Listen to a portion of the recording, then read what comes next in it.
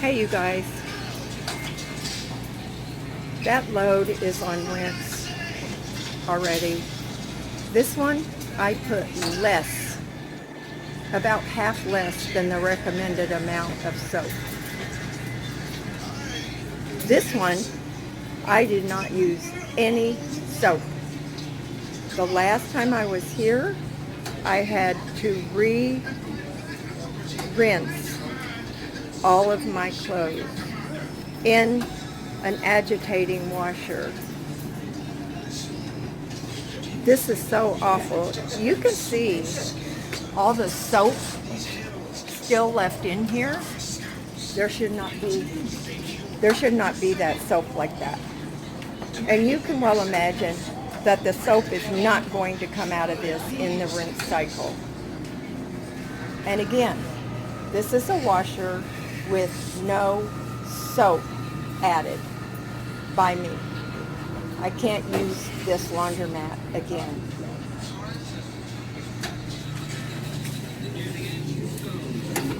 That is just hard right there, you guys.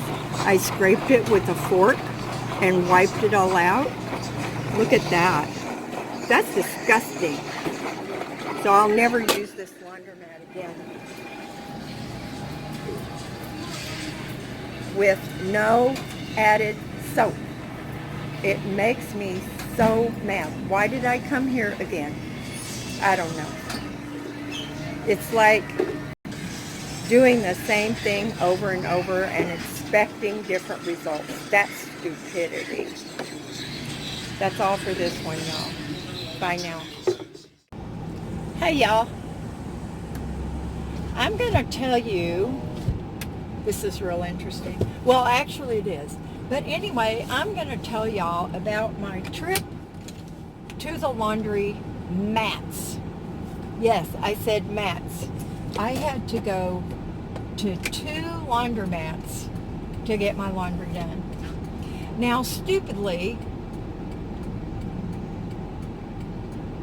okay, I'm going to skip that part because I think I made another little video on that.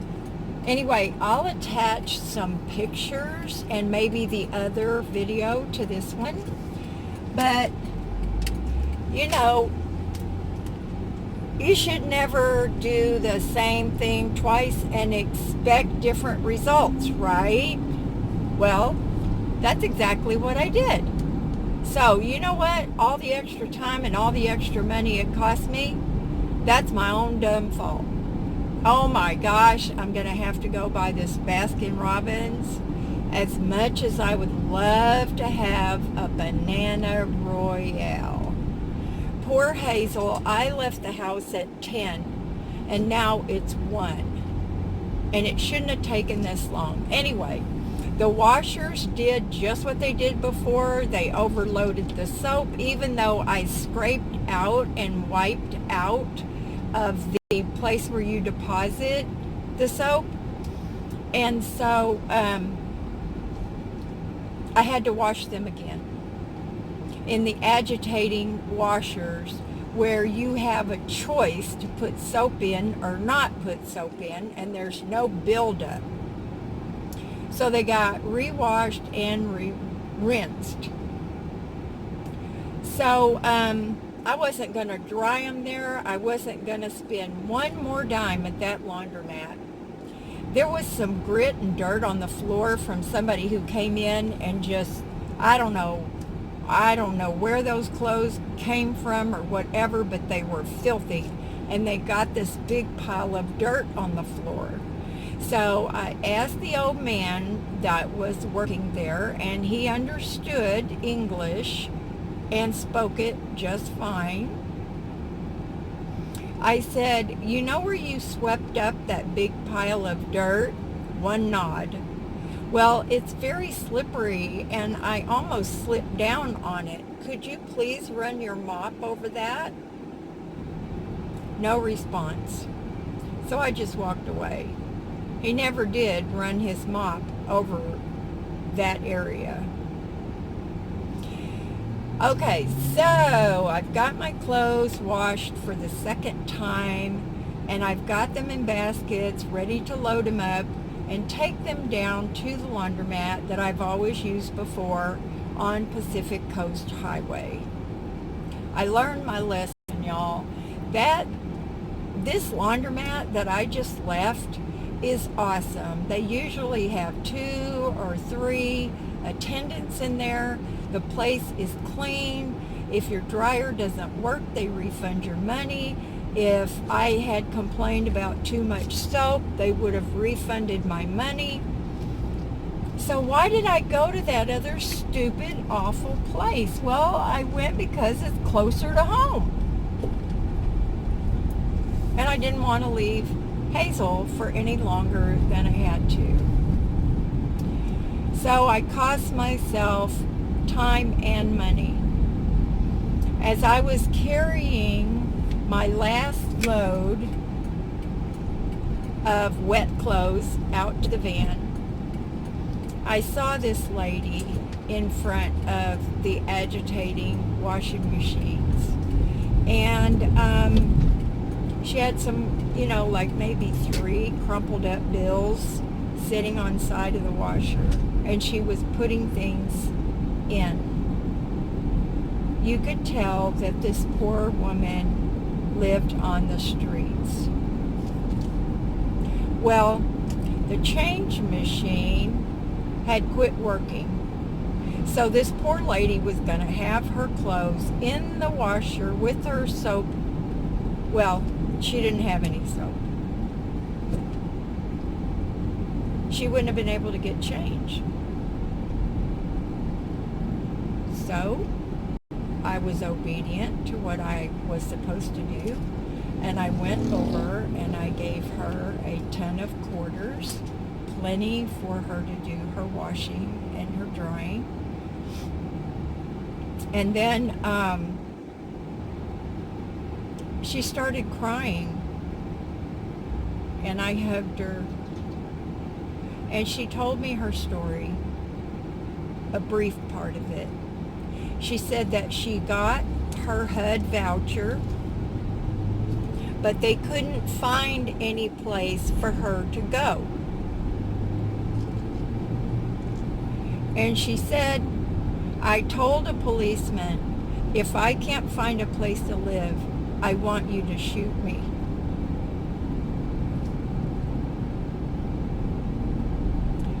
Is that not one of the saddest things you've ever heard? Needless to say, it just tore me up. And I hugged her again and told her to have faith and that I would pray for her housing and for her not to give up. Just don't give up. That was in the first laundromat, y'all. And I gave her the bottle of soap that I had left because I noticed that she had gone over to the dispenser and bought some soap. And I didn't want her to have to spend all her quarters on soap. Pray for her, y'all. This is not the first time that I've heard this story. Not at all. I've heard this before. People get their voucher and then they can't find a place to live. And I believe one person told me, it was at Bread of Life, that they had, I believe he said, 30 days. And if he couldn't find a place to live, they took it away from him and gave it to the next person in line. Now, y'all, how stupid is that?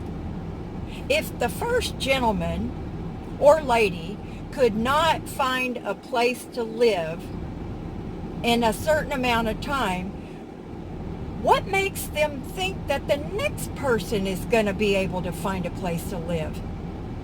That's just wrong. I think I need to research that a little, but it is crazy. Okay. I took my wet clothes and I went to the much better laundromat. And a gentleman was coming out as I was going in, and he goes, "They're awful busy, ma'am. There's no dryers." And I said, well, you know what, I'll just take my chances. So I had my wet laundry, and I'm standing there, and I'm talking to this older gentleman, and then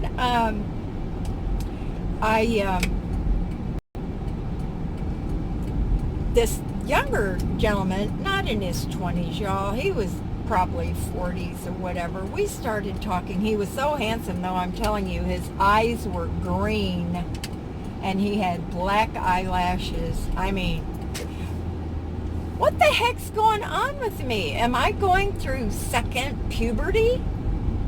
Is that even such a thing? I'm telling you, why am I noticing all these fine-looking men? Well, I don't know, but anyway, he was adorable. So we're talking, and we're talking about our taxes, and he said, you know, you should take your laundry off of your taxes. He said, I take my laundry off my taxes. And I said, you do? He goes, yeah. He goes, do you wear clothes when you make your videos? I said, well, most of the time. He said, then you can deduct that.